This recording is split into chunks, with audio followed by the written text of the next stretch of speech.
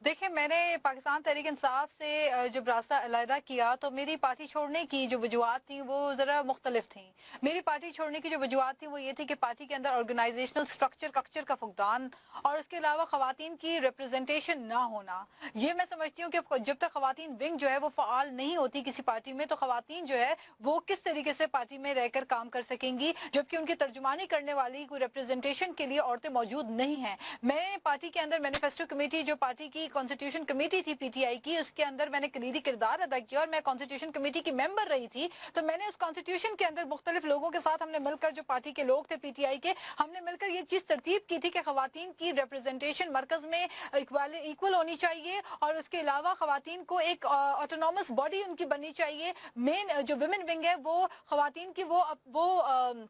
خواتین کو خود اختیار ہونا چاہیے اپنی پارٹی کی عورتوں کو آگے ان کی نمائندگی کروانا، ان کی ریپرزنٹیشن کرانا۔ اور جلد سے جلوس ہوتے ہیں تو ان کے اندر ہم دیکھتے ہیں کہ پارٹی میں آپ کو پوری ایک لائن نظر آتی ہے، صرف اور صرف خان صاحب کے ارد گرد مرد ہی مرد حضرات ہوتے ہیں، کہیں آپ کو کوئی خاتون نظر نہیں آتی۔ کیا وجہ ہے کہ پاکستان تحریک انصاف کی فوزیہ قصوری جیسی اہم کلیدی کردار ادا کرنے والی فاؤنڈر ممبر پاکستان تحریک انصاف کی فوزیہ قصوری، جن کو mother of P T I کا لقب دیا گیا، آج وہ پارٹی سے مایوس ہو کے سائیڈ لائن کیوں ہوئی ہیں؟ ان کی بنیادی وجہ یہی ہے کہ دھرنے کے بعد بہت بڑا ایک چینج نظر آیا۔ وہ یہ چینج نظر آیا پارٹی کے اندر کہ جب دوسری پارٹی سے الیکٹیبلز آنا سٹارٹ ہوئے، لوگ آنا شروع ہوئے، تو وہ ایک جو میل ڈومینیشن کا تاثر جو ہے وہ پایا گیا، اور پارٹی کے تمام تر فیصلوں کے اندر آپ کو زیادہ تر جو ہے مرد نظر آتے ہیں۔ خواتین نیچے جلسوں کے لیے تو بلا دی جاتی ہیں نعرے لگانے کے لیے اور تمام چیز، لیکن خواتین کی ترجمانی پارٹی کے اندر وہ ریپرزنٹیشن کہاں ہے؟ ابھی انٹرو پارٹی الیکشن ہوئے، 14 لوگوں کو پینل کے اندر شامل کیا گیا جن کو عہدے پارٹی نے مرکزی دیے،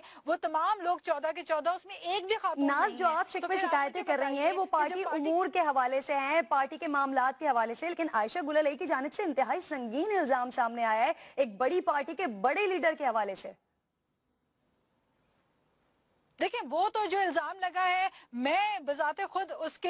الزام کو میں سیکنڈ اس لیے نہیں کرتی کہ میں نے ہمیشہ خان صاحب کو احترام کرتے دیکھا ہے، کہ انہوں نے میں نے تو ہمیشہ دیکھا ہے کہ انہوں نے مجھے رسپیکٹ دی ہے۔ جب تک میں پارٹی میں تھی وہ کہتے تھے کہ you are a tigers and east of the party, وہ مجھے یہ کہتے تھے، لیکن یہ کہ بعد میں نے دیکھا کہ پارٹی کے فیصلہ کرنے والے لوگ جو ہے وہ تبدیل ہو گئے، تو یہ ساری وجوہات تھیں۔ لیکن میں نے اس قسم کی ایز سچ ڈسرسپیکٹفل جو ایٹیٹیوڈ ہے، یہ اس کی کمپلین مجھے کبھی نہیں ہوئی، اور میں نے کبھی اس چیز کے اوپر مطلب ٹھیک ہے، یہ بات درست ہے کہ سوشل میڈیا کے لیول پہ اگر دیکھیں تو پارٹی میں کارکنان کے اندر جو ٹرکل ڈاؤن ایفیکٹ ہوا ہے وہ بڑا نیگیٹو ہوا ہے، اور اس کے لیے پی ٹی آئی کو کام کرنا چاہیے کہ سوشل میڈیا میں اپنے تمام سوشل میڈیا کے لوگوں کو یہ انتباہ کریں کہ خواتین کی عزت کریں، احترام کریں۔ یہ نہیں ہوتا کہ صرف خواتین جو پی ٹی آئی کے اندر رہیں گی آپ تبھی ان کی عزت کریں گے، اگر پی ٹی آئی کوئی چھوڑ دے تو پھر پورے 2-3 دن سوشل میڈیا پہ تابڑ توڑ حملے کر کے گالم گلوچ دینا شروع کر دیں۔ یہ کون سا نیا پاکستان ہوا؟ یہ تو نیا پاکستان نہیں ہونا چاہیے۔ ناز اس وقت جو شیریں مزاری بات کر رہی تھی وہ کہتی ہیں کہ خواتین سے ریلیٹڈ جو بھی معاملات ہوتے ہیں پارٹی میں